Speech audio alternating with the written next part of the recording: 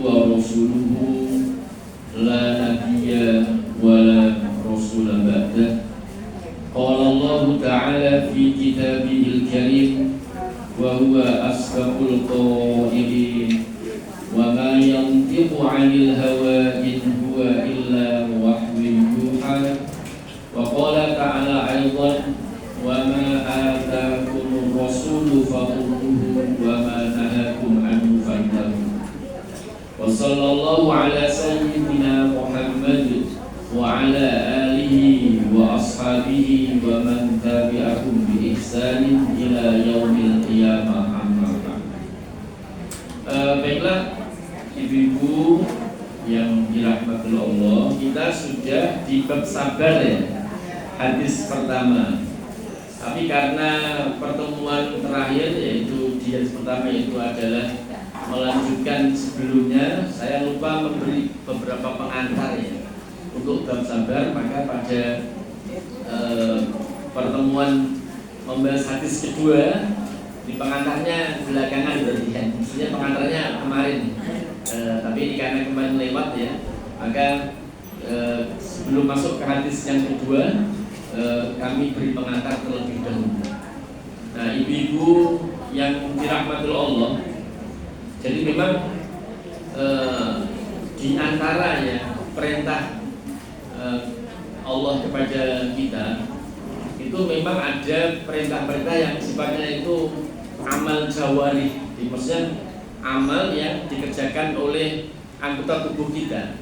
Kayak kita misalkan sholat itu kan ada gerakan-gerakan, kita haji, umroh ya, ada tawaf, ada sa'i, itu ada amal yang dilakukan oleh anggota tubuh kita. Tetapi ada juga perintah Allah kepada kita itu memang terkait sama, kalau bahasa Jawa, manah, hati, terkait hati. Mungkin kalau orang sekarang itu ditambahkan ya, orang kata ada namanya mindset ya, pikiran, ada namanya mindset itu juga. Tapi entah itu mindset, entah itu hati, itu dia adalah amalan yang tidak seperti kayak amal jawari, tidak seperti amal anggota tubuh, memang itu berbeda. Nah, akan tapi ternyata memang amalan-amalan yang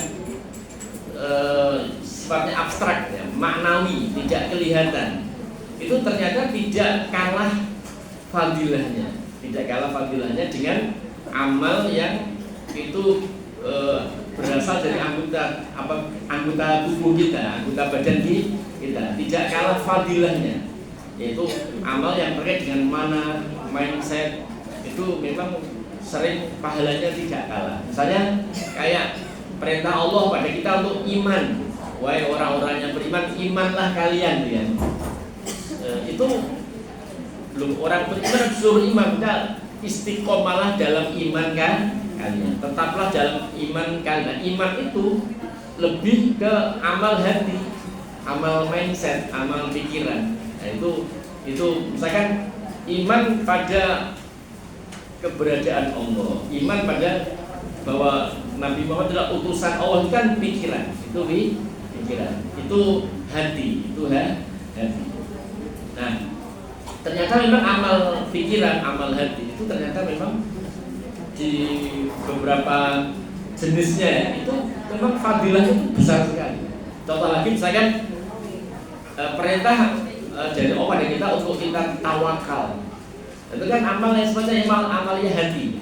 Tentunya mindset. Kenapa kok itu terkait mindset ya? Adalah karena kita punya pemikiran bahwasanya segala masalah yang kita hadapi itu kalau Allah membantu, Allah turun tangan dalam petik kan, itu akan mudah bagi kita. Itu kan mindsetnya begitu kan. Nah, ternyata amalan yang itu terkait mindset, hati, itu ternyata sekali lagi fadilahnya itu tidak kalah besar, Nah, termasuk sabar. Nah, itu istilahnya amalan yang tidak kelihatan. Kalau bahasa Arab namanya maknawi, yang sifatnya maknawi, tidak nampak, tidak kelihatan. Abstrak kan, sabar kan abstrak bentuknya, tidak jelas bentuknya kan, namanya maknawi. Nah, ternyata memang kayak sabar itu ya, itu memang punya pahala yang sangat besar. Nah, makanya di beberapa ayat di Al-Quran ada perintah untuk bersabar. Dan isbiru was-sabirin. Innallaha ma'as sabirin. Wasbir nafsaka ma'al ladzina yad'una rabbahum. Gitu kan. Apa itu? Fasbir sabron jamila. Itu banyak sekali. Dan itu adalah amal yang sifatnya tidak nampak, tidak kelihatan. Itu amal terkait sama mindset. Amal, kenapa kok mindset? Karena begini, derita yang itu menimpa kita. Kalau kita punya pikiran, punya mindset, itu kan kita punya kan begini. Sebenarnya derita itu yang kita terima itu janjane suwene sepiro kok. Kalau dibanding deritanya Nabi Nuh itu kira-kira ya kan begitu ya, itu kan terkait sama mindset. Deritanya awake dhewe nek misal dibanding sama deritanya Nabi Ayub itu kira-kira seberapanya, ini kan terkait mindset. Mindset. Jadi amal yang sifatnya tidak kelihatan. Nah, makanya di Al-Quran ada dan mempunyai fadilah. Apa fadilahnya? Yang di antara adalah disebut mereka itu adalah ulaika alaihim sholawatu min rabbihim, kan? Kan ayat ini sabar kan di antaranya itu kan.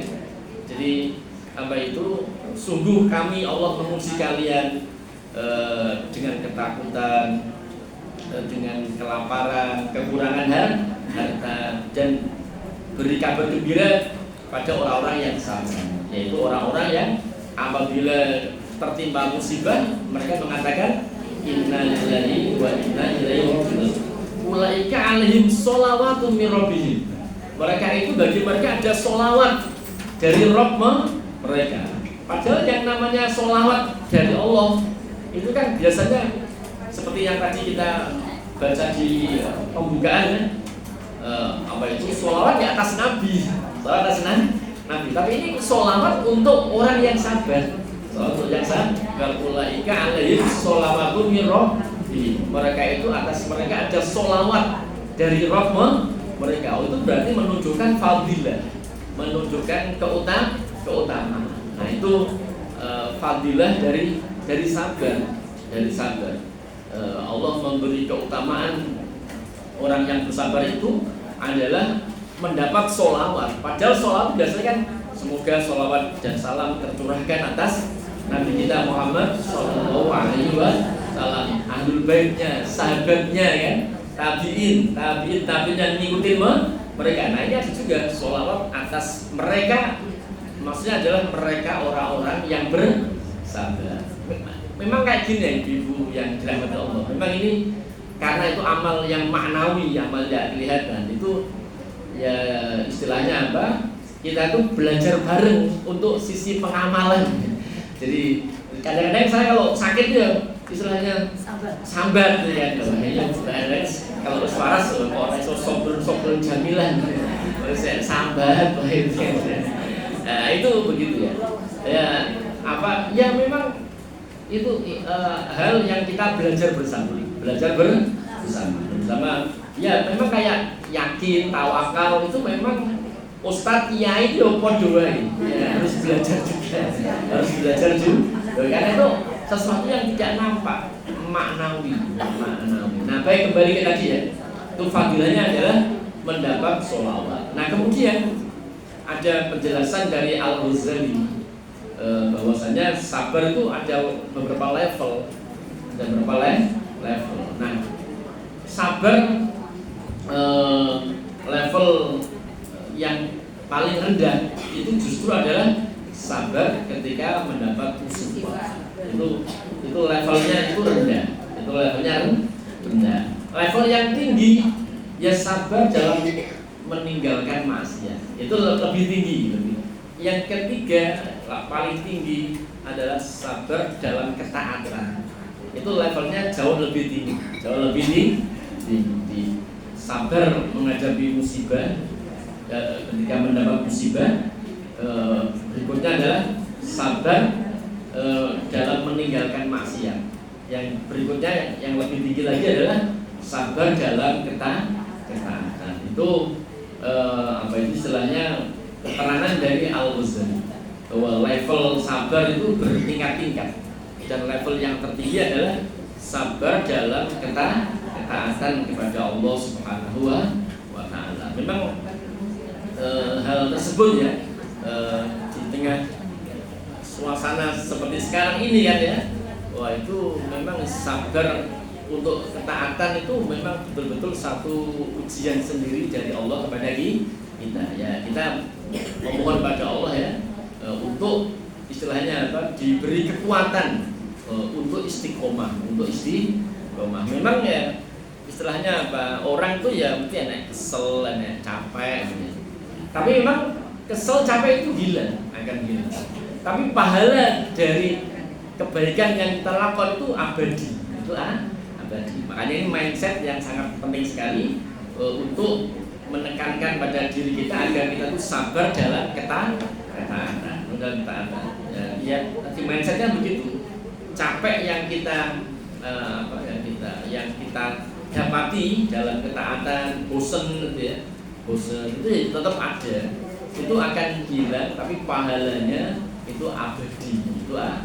Nah itu pengantar apa itu istilahnya dari bab sabar. Nah, nanti biasanya yang rekam tanya, Pak, babnya bab sabar. Bab sabar. Nah baik, kembali ke hadis Riyadhus Shalihin. Nah bulan lalu sudah kita hadis yang pertama. Hadis yang pertama agak panjang, tapi di kalimat wasabru dia, sabar itu adalah cahaya. Ibu-ibu yang dirahmati Allah, tentunya tidak kita ulangi lagi ya. Langsung kita hadis yang kedua.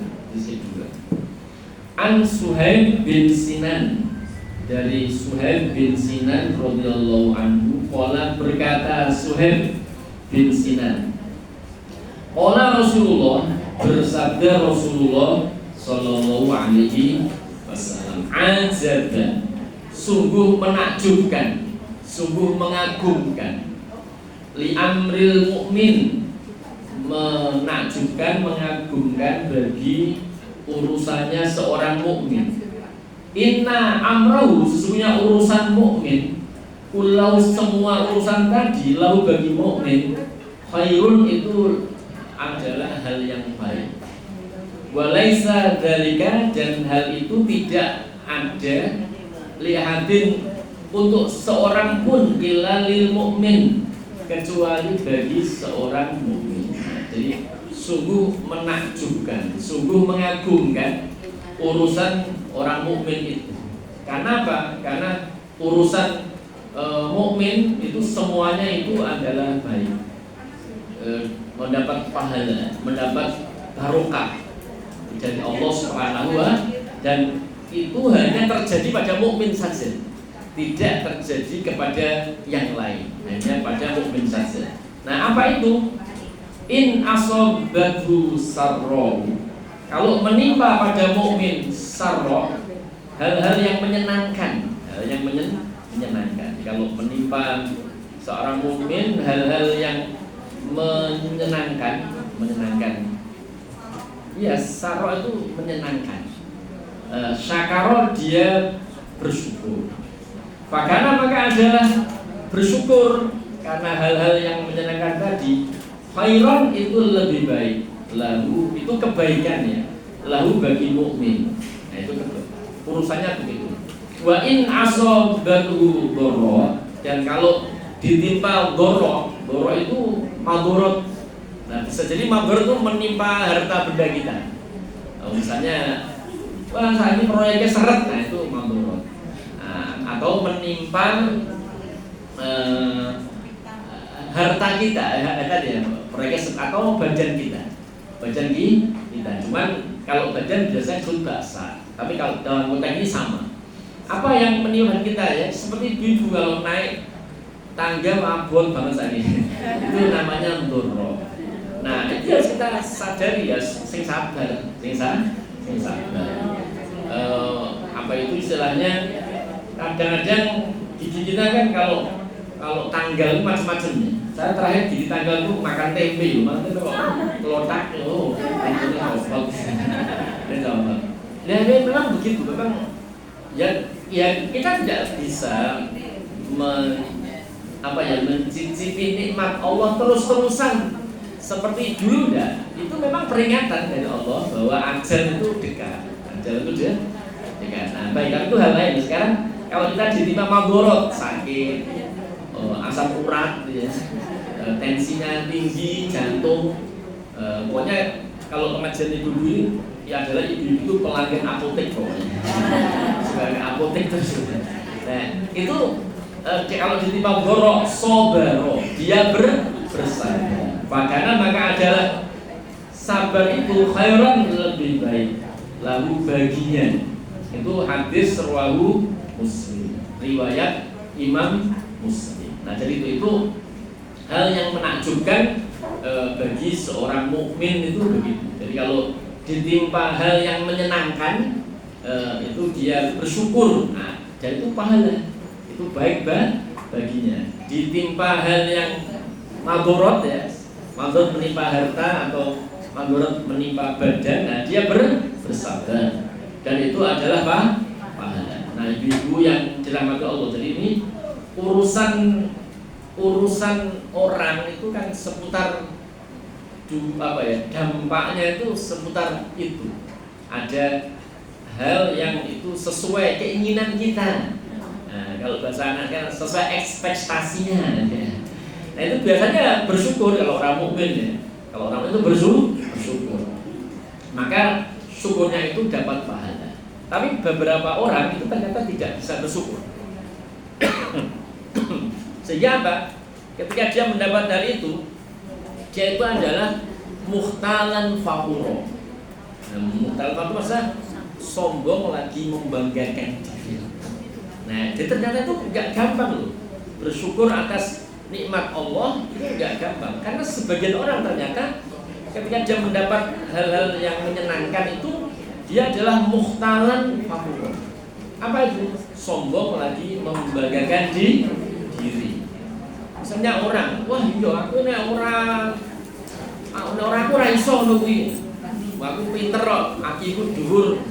Aku sekolah macam-macam, training macam-macam. Wah, ngene iki tak kerjakno gampang ya cara aku, gampang. Nah, tapi konteksnya itu membanggakan diri. Membanggakan diri, menyombongkan diri, membanggakan diri. Jadi ternyata memang tidak mudah ternyata, karena beberapa orang itu ketika mendapat hal itu ternyata dia memilih untuk muhtalan fakhur. Nah, makanya ada orang itu yang dikisahkan Quran namanya korun.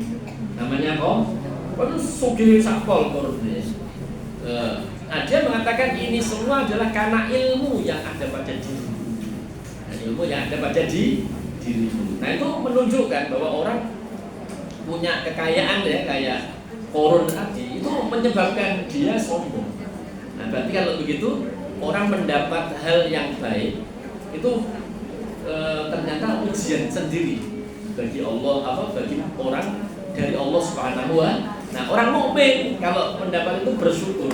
Kalau orang kafir itu muhtalan fakhur. Makanya di Quran ada contohnya kalau kekayaan, ya, kayak korun tadi, korun tadi.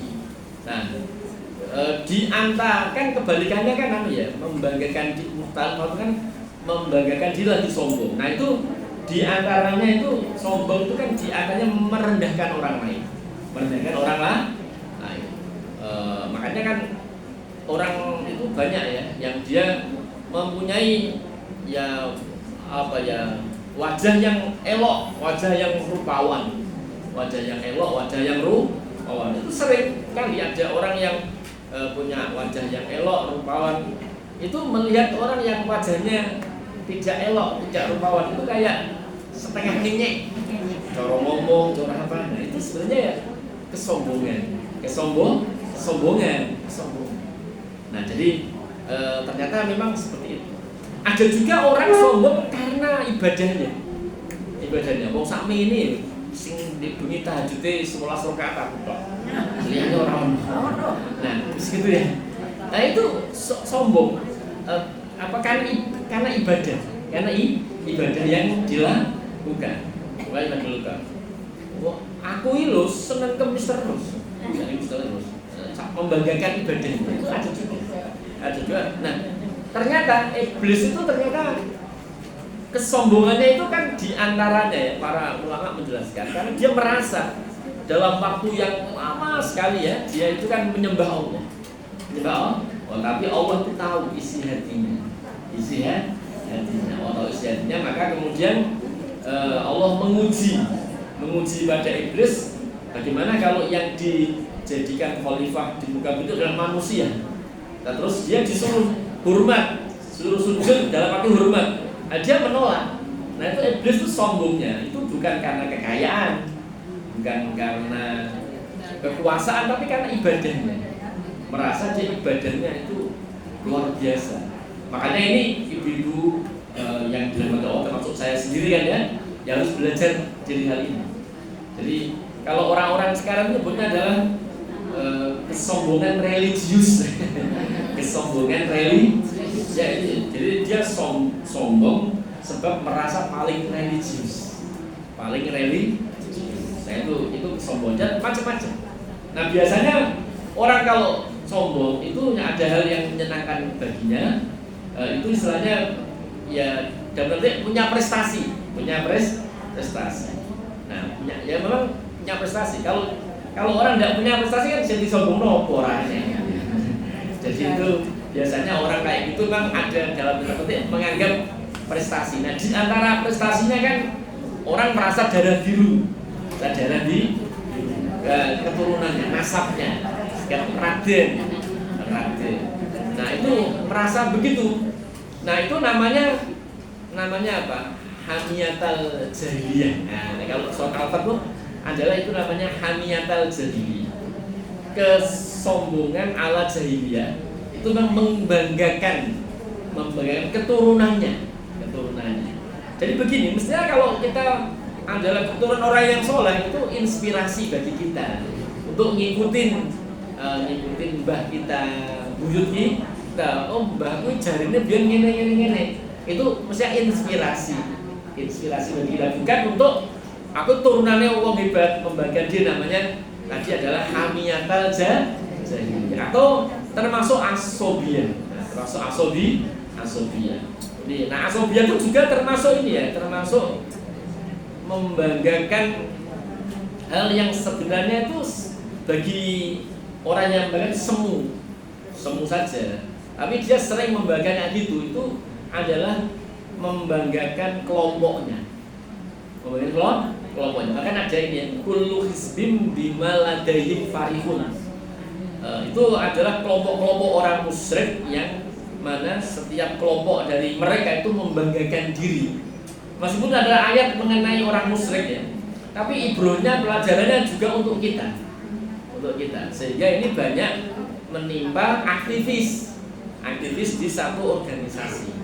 Organisasi itu wabek tenan ini terus dia membanggakan, terus merendahkan organisasi yang itu namanya asobiyah. Jadi ada asobiyah, ada hamiyatal jahiliyah, ya. Nah, itu macam-macam mukhtalan fauron, sombong lagi membanggakan diri. Nah, baik itu ya.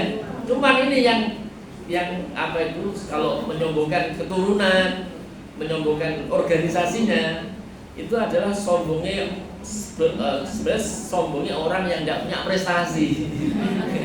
Tapi dia merasa ikut bagian. Kan membanggakan banyak kan loh. Kan banyak kan gak ada hubungannya sama dirinya kan. Tapi dia bangga kan, lucu. Dia membanggakan sesuatu yang semu. Membanggakan organisasi itu juga semu sebenarnya. Nah, itu semu karena yang berprestasi kan program kerja dan organisasinya. Kadang-kadang orang yang membanggakan organisasi itu juga nggak pernah ikut rapat, nggak pernah ikut, tapi nggak prestasi. Wah, aku warga Konoha gitu ya. Nah, itu juga masuk. Itu masuk. Nah, itu semu. Nah, baik andai tidak semu kayak hakiki, kepintaran, kekayaan kita punya itu juga tidak pantas. panas. Kalau kita mendapatkan itu semua adalah seperti ini. Mukmin itu mestinya adalah bersyukur. Nah itu mestinya begitu ya. Jadi bukan malah muhtalan, bukan seperti Korun, yang punya kekayaan lalu sombong.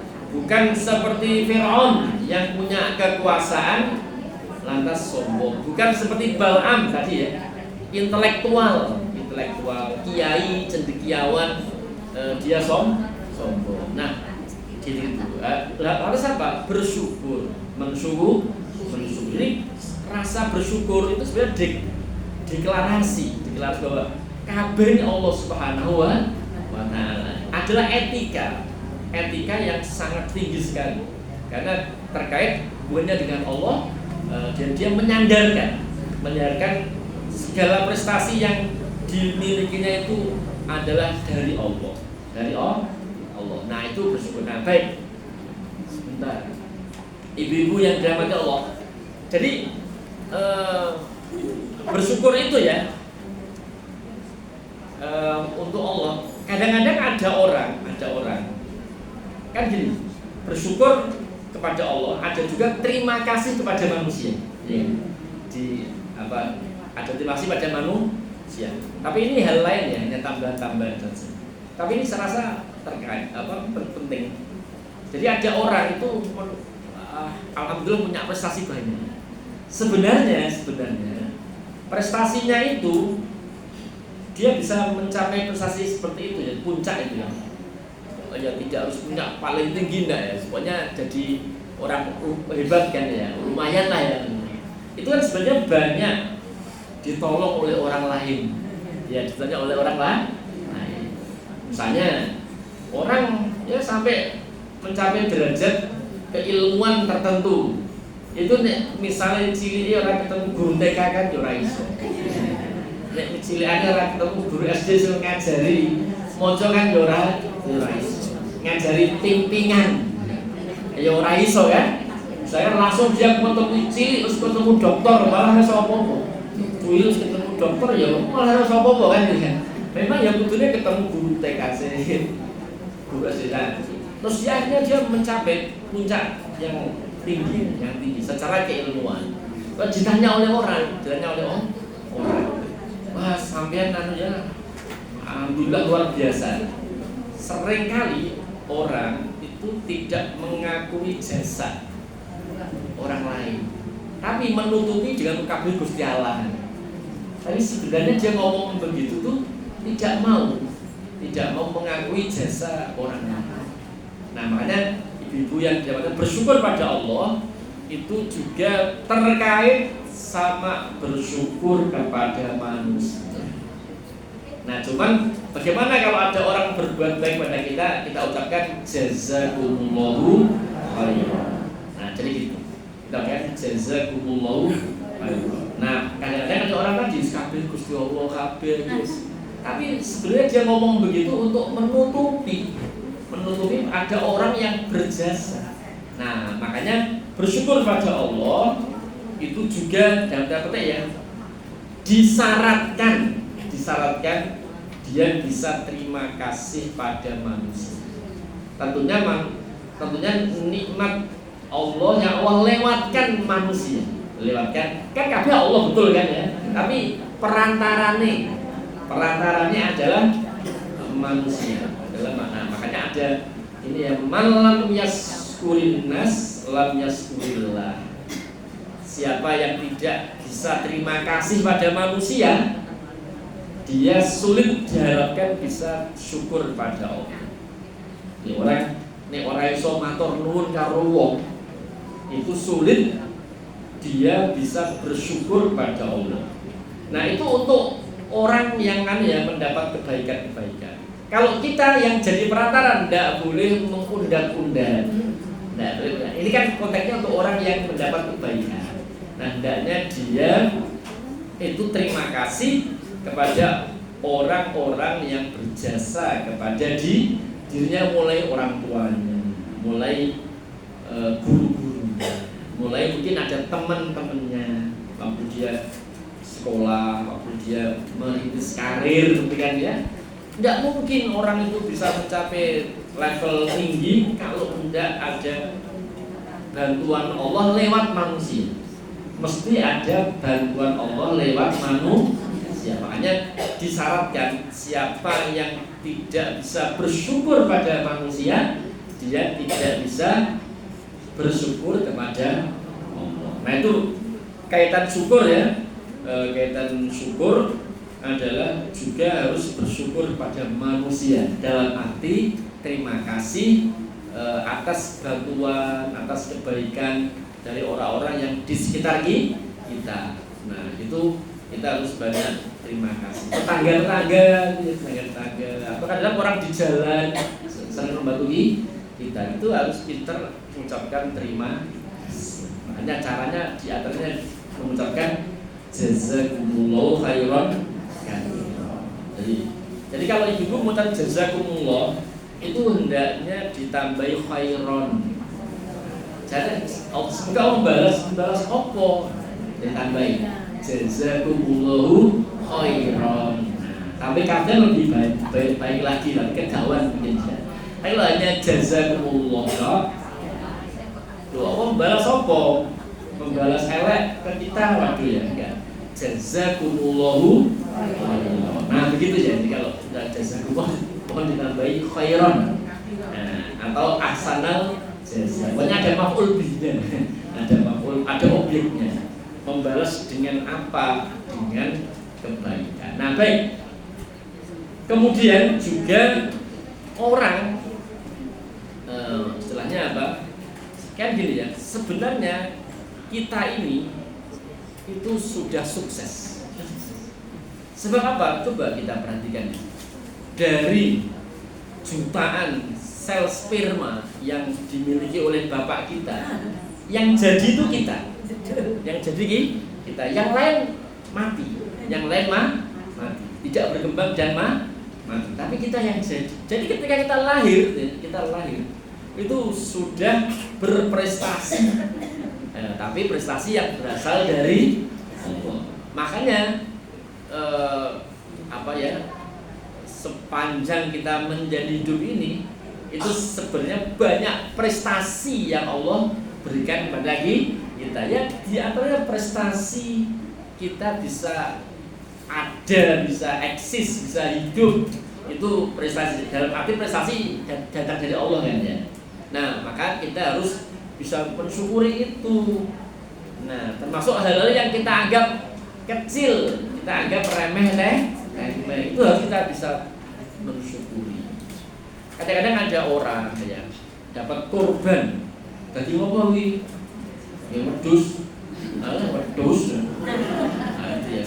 dia diberi tinggal nomor saja kayak itu. Nah itu begini, dia menyepelekan ya karunia nikmat yang Allah berikan. Makanya ada kaidah yang lain adalah malam yaskur bi qalil lam yaskur bi kathir. Nah, itu kaidahnya juga. Siapa yang tidak bisa mensyukuri yang sedikit dikasih oke enggak bisa. Itu kaidahnya begitu. Malam yaskur bi qalil lam yaskur bi kathir. Siapa yang tidak bisa mensyukuri yang sedikit, sangat sulit baginya kalau dikasih banyak bisa bersyukur. Dia dikasih banyak seperti hadis yang sebelumnya, punya ladang emas satu pengen punya dua pengen punya tiga, gak akan puas. Makanya hal yang penting adalah siapa yang tidak bisa mensyukuri yang sedikit, dia tidak akan bisa mensyukuri yang banyak. Nah kemudian di antara syukur yang lain adalah la in syakartum la azidannakum. Kalau kamu bersyukur, niscaya aku tambahi kenikmatan-kenikmatanku kepada dirimu. Tapi wala in kafartum inna adzabi lasyadid. Maka bersyukur itu wajib. Bersyukur itu wajib. Sehingga setiap hari kita harus bersyukur kepada Allah Subhanahu wa taala. Malah itu sampai dijadikan ini ya, dijadikan istilahnya apa ya, dijadikan doktrin oleh beberapa ahli usul fikih itu. mengatakan syukrul mun'im wajib. Mensyukuri orang, mensyukuri yang memberi nikmat pada kita yaitu Allah, itu hukumnya. Jadi kalau tidak bersyukur berarti dosa. Dosa, kufur, bisa kufur. Itu yang paling ekstrim adalah kufur. Jadi kalau tidak mau bersyukur, nah dia dosa. Dia dosa. Baik itu hal-hal yang terkait dengan syukur ya. Nah, itu urusan orang kan terkait itu kan orang itu kan mesti kan gini ya. Orang itu kan terdorong untuk memenuhi kebutuhan dan nalurinya. Nah, maka dia tergerak untuk memenuhi kebutuhan dan nalurinya. Sering dia mendapatkan sarana-sarana untuk memenuhi kebutuhan dan nalurinya, wasilahnya, sarannya itu sesuai harapannya. Nah, harapannya itulah tadi yang saya sebut, kalau mendapat sarro, hal yang menggembirakan sesuai keinginannya atau malah melebihi yang diinginkannya. Dan itu memang biasanya terkait sama tadi itu, orang mesti punya namanya kebutuhan, punya naluri, dia berusaha untuk memenuhi kebutuhan dan naluri itu. Nah, baik. Tapi kadang-kadang dia tidak mendapati sesuai ekspektasinya untuk memenuhi kebutuhan dan nalurinya. Itu kadang-kadang tidak mendapati.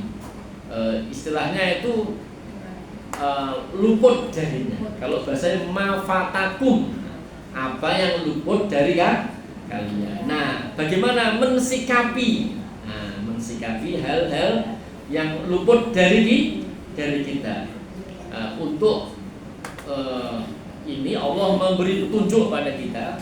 Memang jalannya itu sabar. Memang sabar. Nah, itu memang jalannya sabar. Tetapi sabar itu terkait banyak hal. Nah, di antaranya ini kan namanya musibah. Makanya tadi hadisnya itu kan bunyinya adalah in asobathu, menimpa kepadanya. Asoba yusibu, kalau belajar sorof kan ya, asoba yusibu fahuwa musibun, wadaka musobun. Nah, itu kan. Jadi itu begitu.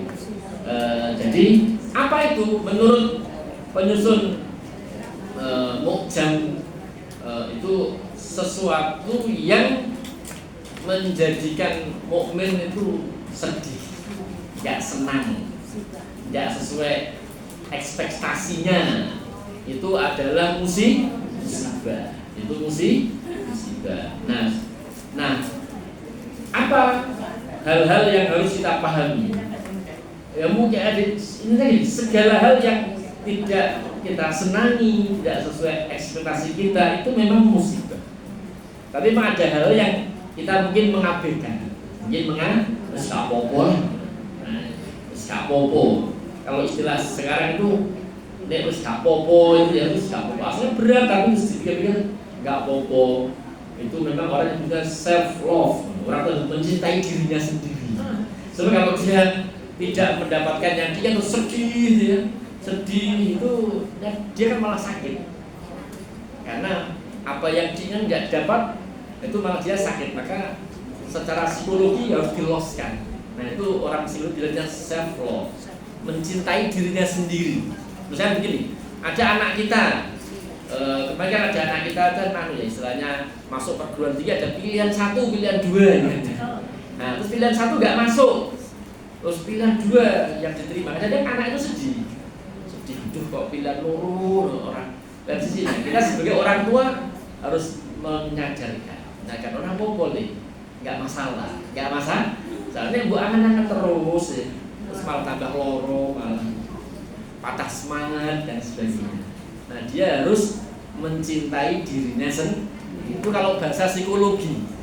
Nah, ini kita tidak membahas bahasa psikologi ya, tapi bahasa agama. Bahasa teologisnya. Nah, adalah musibah itu sudah tercatat di dalam lauhul mahfuz. Ya. Apa itu? Ma asaba min musibatin fil ardi wala fi anfusikum illa fi kitabim min qabli an nabra'aha. Inna dzalika 'alallahi yasir. Likai la ta'sau 'ala ma fatakum wala tafrahu bima atakum. Jadi apa saja musibah yang menimpa manusia dalam dirinya dan di muka bumi ini, kayak apa istilahnya banjir, banyaknya penyakit menular kayak COVID, itu semua tercatat, sudah tercatat dalam Lauhul Mahfuz. Nah, ini hal yang pertama harus kita pahami, bahwa musibah itu sudah tercatat di dalam Lauhul Mahfuz. Musibah itu adalah takdir dari Allah SWT kepada kita. Nah, bagaimana kita mensikapi itu? Berarti kalau di ayat tadi kan kita sikapi itu dari Allah. Nah, kalau sudah dari Allah artinya apa? Ya wis kudu ditampa. Kudu ditampa. Nah, itu memang istilahnya apa? Hal yang harus ada pada diri kita ketika kita mendapatkan dorok mara bahaya. Jadi ibu misalnya, kok aku orang koyo budulah 3 serangnya, misalnya begitu. Misalnya, ini misalnya. Nah, iya kan orang pengen kayak wah gue enak, aku sugih kan gitu kan ya. Aku kan saya ada orang begitu, aku nganu. Kadang kita reuni ada teman sambat, tapi gagal mas. Orang kan, ngomong gagal. Ini kabel ujian dari Allah. Nah, ini ditompo. Oh, ditompo. Itu pahalanya besar sekali. Karena apa? Pahala besar. Karena dia namanya menerima qada Allah. Nah, sabar itu terkait sama yang namanya menerima qada Allah. Jadi kalau kita ditakdirkan tadi ya, tidak kok menjadi orang kaya, yes, menerima qada Allah. Menerima qada Allah. Apapun ya yang menikmatinya sudah tergas di Lauhul Mahfuz, dan kita harus menerima itu qada Allah. Qada Allah. Nah, itu adalah qada dari Allah Subhanahu wa taala. Jadi ya gimana kalau sudah qada, ya kita terima dong kan? Kita terima. Masa kita protes? Kita kan kalau bahasa sadermo. Ya kan? Ya sadermo memang begitu. Sadermo ngelakoni. Nah, itu sebenarnya bagus, itu namanya menerima qada. Nah, kalau kita itu menerima qada Allah, maka step berikutnya adalah kita bisa bersabar akan qada Allah tersebut. Orang terus protes kalau sama Allah Subhanahu wa taala. Terus ditompo. Ini kehendak Allah, keputusannya Allah diterima. Jangan sampai kita tidak menerima. Memang Allah Subhanahu wa taala itu sering ya, itu mendidik kita, diberi musibah itu istilahnya sedikit-sedikit. Tapi kita membacanya bertubi-tubi. Sebenarnya adalah mendidik kita supaya kita lebih kuat. Dan memang itu harus. Saya kemarin ya ada pas kemarin hari apa itu kan pulang ya, ada saudara yang mantenan. Terus kan cerita ya ini sakit kayak lah ngopo, wah itu apa itu dirijine anaknya 6, dirijine itu 6, anaknya dirijine 6, kayak gadget gitu kan. Itu ibunya sedih sekali. Nah saya sampaikan, kita mau apa kalau saya ini? Ya harus diterima. Itu qada Allah Subhanahu wa taala. Nah yang kedua sabar, bisa sabar. Alhamdulillah setelah di rumah sakit, maksudnya di katil ya, koncone wakeh gitu ya. Terus jadi kuat. Koncone luwih parah, lebih parah harus semangat. Nah akhirnya dia bisa sabar. Sabar tuh ya, hanya yang kemarin tuh sedih jadi lebih sabar. Dan berikutnya kita, saya kan tadi ya, itu kan kalau tadi kan anak ya, anak itu adalah berikutnya adalah ikhtiar, dan tidak boleh patah semangat dalam ikhtiar. Jadi kalau tadi konteksnya tadi saudara saya ikhtiar terus, istilahnya tiap bulan itu ya kontrol. Kan apalagi kan kayak gitu kan operasinya kan tidak sekali ya, berkali-kali operasinya. Ini operasi apa lagi sampai berkali-kali. Ya memang ketika kita menerima qada Allah, kemudian kita sabar. Berikutnya adalah ikhtiar sebaik-baiknya. Kalau konteksnya sakit ya mengobati dengan telaten, dengan sabar. Kalau konteksnya rezeki ya tetap usaha semampu kita. Tidak kok kemudian putus asa. Makanya ada ayat-ayat yang menjelaskan pada kita larangan putus asa dari rahmat Allah. Itu hal yang tidak bisa dipisahkan dengan sabar. Dimulai menerima qada Allah ya.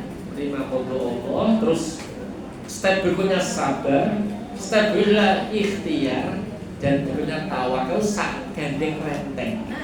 Itu memang satu paket. Makanya tidak boleh putus asa dari segala ketetapan Allah SWT, dan kita bersabar. Nah, seorang mukmin ya, itu menakjubkan itu. Kalau dia bisa seperti ini, itu semuanya pahala baginya. Makanya kan tadi ada di ma'asoba min musibatin fil ardi wala fi anfusihim illa fi kitabim min qabli an nabraha. Inna dzalika 'ala Allah yasirun likaila ta'sau ala ma fatakum, agar kalian tidak putus asa atas apa yang luput dari kalian. Luput, kepinginnya anak yo seger buger sehat ya, kepinginnya begitu, tapi ternyata Allah memberikan yang lain. Nah, likaila ta'sau 'ala ma. Kalau kemudian diberi komplain kabeh juga wala tafrahu bima ataku, jangan berbangga diri dengan apa yang Allah berikan kepada kalian. Jadi tidak membanggakan, karena hakikatnya dari Allah. Pun pula musibah itu juga dari Allah. Nah, hanya saja ada namanya adab. Jadi adab itu kaitannya tidak bahasan akidah, tapi bahasan adab. Apa itu adab? Adabnya begini. Kalau itu adalah kebaikan, adabnya sikapnya Allah. Dan tadi ya, juga kita terima kasih pada orang-orang yang Allah memberi nikmat pada kita melalui orang-orang tadi ya. Tadi kan siapa yang tidak bersyukur pada manusia tidak bisa bersyukur pada Allah. Jadi kalau kita ini adabnya, kalau ada kebaikan dari Allah dengan segala cabang-cabangnya. Nah, kalau ada keburukan itu adalah adabnya. Ini masalah adab, bukan masalah teologinya. Kan masalah adab kan beda. Nah, kalau ada keburukan menimpa kita, memang itu tercatat di Lauhul Mahfuz. Itu akidahnya begitu. Tapi kalau sikap kita adalah kita nisbatkan pada selain Allah. Mungkin ya aku biar kurang ini, kurang banyak ilmu, begitu.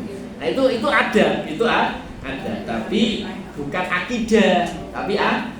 Jadi pembahasannya ada. Jadi kalau dapat keburukan, gitu ya, hal yang tidak kita inginkan, itu ada dua pembahasan. Akidah, kalau akidah itu memang semuanya dari Allah ya, karena baik buruk dari Allah. Kan hadis tentang iman kan gitu ya. Antumina bil qadri khairihi wa syarrihi minallah, itu adalah bahasan akidahnya. Nah, memang keburukan dari Allah, baik takdir dari Allah, baik buruknya dari Allah. Tetapi masalah adab itu hendaknya kita menyalahkan diri sendiri. Kan diri sendiri. Dan kenapa kok kita salah? Nah, mencari penyebab kesalahan. Nah, ketika kita salah, melakukan kesalahan dari Allah dan tadi untuk diri kita ya, mengganjar kita dengan musibah tadi. Nah, maka saya diganjar Allah dengan seperti ini. Terus hal itu karena saya begini. Nah, saya lalai. Nah, saya lalai itu dilalaikan oleh setan. Nah, begitu kayak Nabi Yakub kan gitu kan? Nabi Yakub ani masanya saytanu bidurrin. Nah, aku ini diberi keburukan oleh setan. Nah, itu adab para ulama membahas kalimat Nabi Ayub itu adalah adab. Itulah adab. Jadi kalau begitu, kalau kita ditimpa hal yang tidak menyenangkan, secara akidah memang baik buruk berasal dari Allah. Tapi kalau secara etika kita hendaknya introspeksi di diri. Meskipun nanti kita aku ngomong ya biar dari tertipu oleh setan. Nah, sekarang istilahnya apa? Sekarang ini tak tanggung akibatnya tak tanggung. Nah, itu begitu. Jadi memang menimpakan. Memang banyak kayak gitu ya, orang ditimpa musibah itu tuh. Kayak kemarin ya, itu pastilah banyak penyelenggara haji yang menyelenggarakan furoda itu mesti ruginya miliaran, iya kan? Itu miliaran. Nah, gimana? Terlanjur kan? Terlanjur, pineh kan? Terlanjur. Nah, itu ya wes sabar, berusaha mengembalikan duitnya jamaah. Iya kan? Loh, dia berani bisnis kan ya berani tanggung jawab. Nek untung kan wakil masa bisnis nek untungnya akeh resikonya ya gede. Jadi nggak ada bisnis untungnya wakil nggak mau resiko ya nggak mungkin. Nah, jadi bisnisnya resikonya besar sekali. Nah, ya misalnya ada ibu yang kemarin jadi menyelenggarakan haji furoda yang nggak berangkat kan sudah bayar toh jamaah toh, dan itu sih dibayarkan ke hotel ke apa, visanya nggak keluar. Nah kan ya mesti kan ruginya miliaran, ya kan miliaran pak. Nah ya sudah introspeksi diri, aku kok ya bisnisnya ini ya. Dunia aku ya sinau fikih muamalah sih, nah kan gitu kan, kalau saat rindu, kan ya begitu. Janjane nek ketidakpastian janjane boleh kok enggak toh kan begitu. Nah introspeksi. Kalau bisnis dengan ketidakpastian memang enggak dibolehkan. Nah kok aku kok ngono ya? Oh iya aku dilalaikan oleh setan. Lho kok kepengen yang cepat sugih gitu.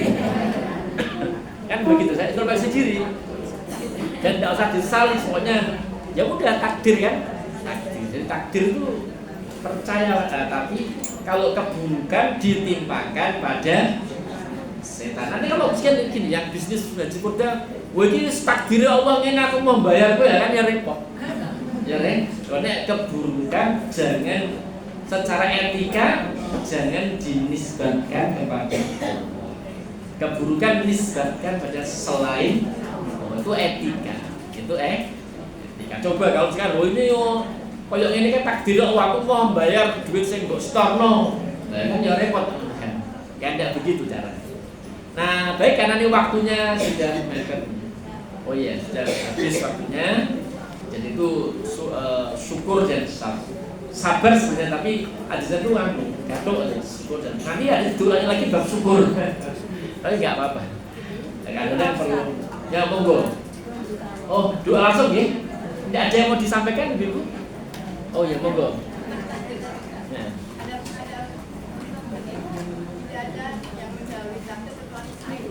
Oh iya, jadi gini. Jadi itu untuk menunjukkan bahwa penyakit ain itu ada. Cuman orang kena ain dan tidak kena ain tetap atas izin Allah. Nah ain itu apa?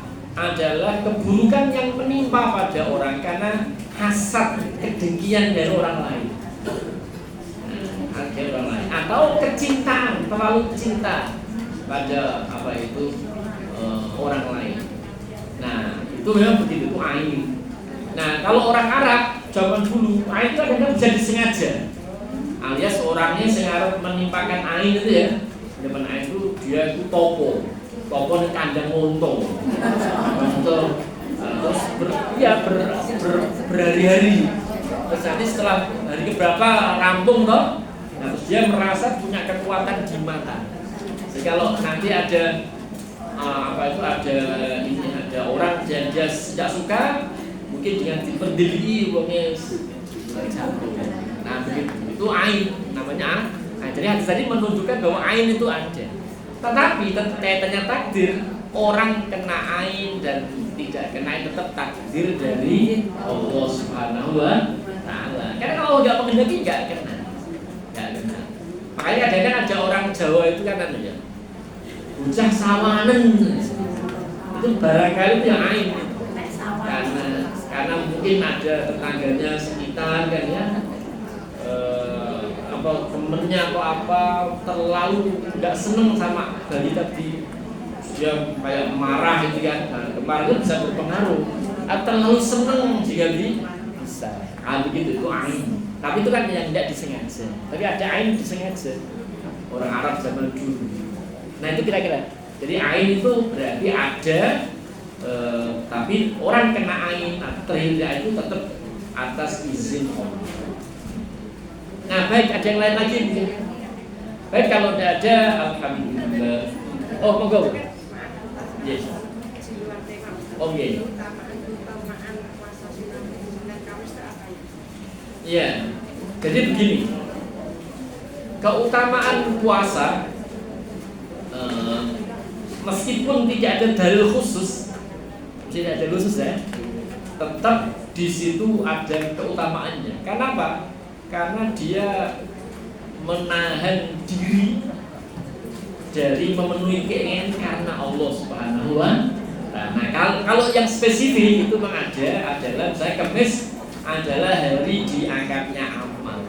Kalau nanti malaikat pas ke atas tinggalnya, hambaku nembe ngopo? Allah sudah tahu puasa. Hambamu ya Allah yang namanya fulan sedang puasa, sedang ibadah. Nah, maka dia disebut-sebut di sisi Allah Subhanahu wa Ta'ala di hadapan malaikatnya. Itu keutamaan. Kan amal diangkat. Terus Allah tanya pada malaikat, engkau meninggalkan hambaku dalam keadaan bagaimana? Oh, dalam keadaan puasa. Itu kalau yang Kamis. Nah, kalau Senin adalah Nabi berpuasa karena kelahirannya. Nah, itu kecintaan kepada Rasulullah Sallallahu Alaihi Wasallam. Begitu kira-kira.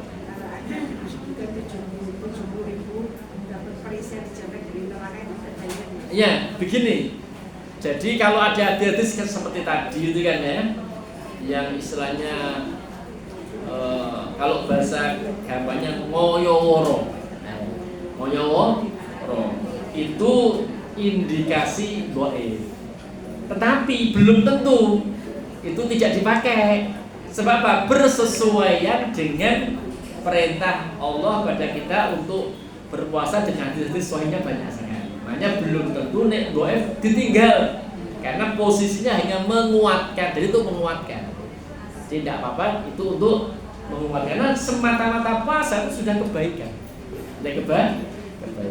Nah gitu ya. Jadi itu kalaupun tadi misalnya yang hadis yang koyor itu dhaif, apakah ditinggalkan? Tidak ditinggalkan. Kenapa? Karena untuk fadilah amal itu menguatkan. Kemarin kayak yang sering ibu-ibu mempraktekkan malam Jumat baca Al-Kahfi kan, yang pembahas dari Al-Irsad kan mendhaifkan hadisnya. Ya nggak masalah. Karena baca Quran secara umum itu diberi pahala yang besar di sisi Allah. Nah, adapun misalnya hadis keutamaan Al-Kahfi itu dhaif, ya nggak masalah juga. Jadi belum tentu yang dhaif terus bid'ah, tidak begitu. Tetap dipakai karena untuk fadilah saja. Nah, ketika gitu ya, untuk fadilah. Nah, baik, ada yang lain lagi mungkin. Baik, kita akhiri.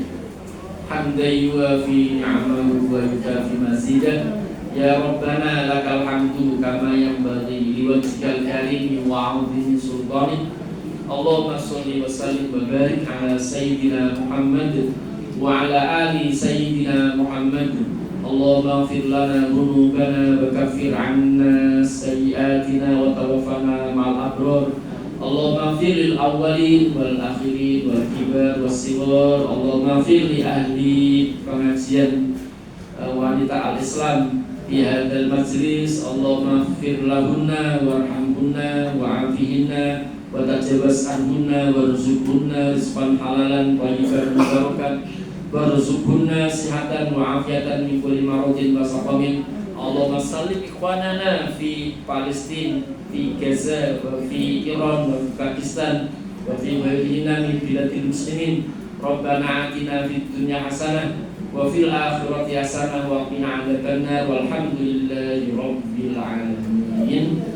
Subhanakallahumma wa bihamdika asyhadu an la ilaha illa anta astaghfiruka wa atubu ilaik. Assalamualaikum warahmatullahi wabarakatuh.